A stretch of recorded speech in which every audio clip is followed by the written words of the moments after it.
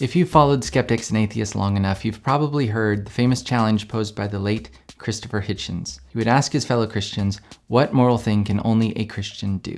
I have a challenge which I have now put in print on the Christianity Today website, in Holy Blossom Synagogue in Toronto the night before last, in many other places, and on the air and on the web, and it's this. If it's to be argued that our morality, our ethics can be derived from the supernatural, then name me an action, a moral action taken by a believer, or a moral statement uttered by one that could not have been made or uttered by an infidel, an unbeliever. I have tried this everywhere. On a large number of people, I've not yet had even one reply. A number of Christian apologists and thinkers have met the challenge pretty well, but frankly, I don't see how an answer would accomplish anything for the Christian perspective. Nor do I see how our inability to answer the question would accomplish anything for the atheist perspective. It's certainly correct that Christians like myself believe that our ethics are derived from the supernatural. More specifically, we argue that something is morally good or bad because God has given us a moral law, and this moral law is grounded in the person and character of God.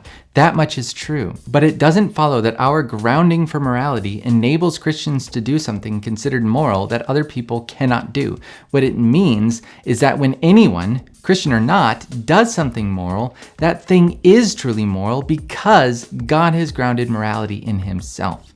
So I would bounce back at Hitchens and say, wait a minute, even if I could mention something moral that only a Christian could do, how would you measure the morality of that? We believe it's moral because it's grounded in the person and character of God.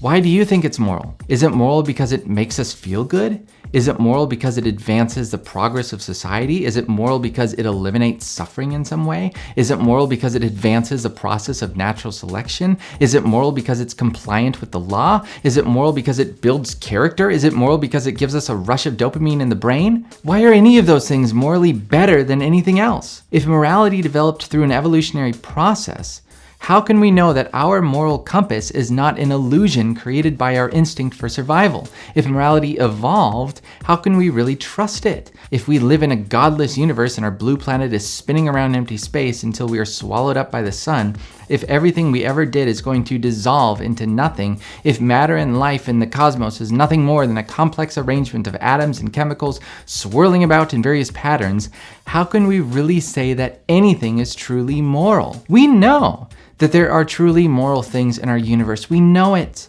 We look at this world and constantly make judgments about moral and evil things all around us.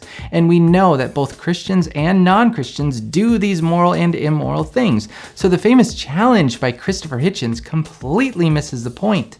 It's not a question of if we are able to do something moral, it's a question of why.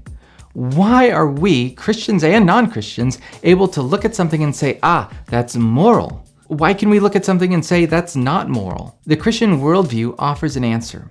Morality is grounded in the person of God, but we are not convinced the atheists and skeptics have been able to do the same from their own perspective. They have a lot to say, but ultimately it keeps pointing back to some guiding principle which itself has no basis for morality. You may have heard it said, Jesus did not die on the cross to make bad people good. He died to make dead people live. That's the gospel. And it begins with the realization that we are dead in our sins and we are accountable before God for our actions. But Jesus did this one moral thing that no other person could ever do. He died on the cross and resurrected so that we could be made alive in him. Next week, I'm going to talk about fulfilled prophecies of Jesus. You may have heard it said that Jesus fulfilled hundreds of Old Testament prophecies. I believe that's true, but I also know that many of these prophecies don't appear to be talking about Jesus, and many of them don't even appear to be prophecies at all. So we'll look at that. Should be fun. Thank you for watching, and I'll see you in the next video.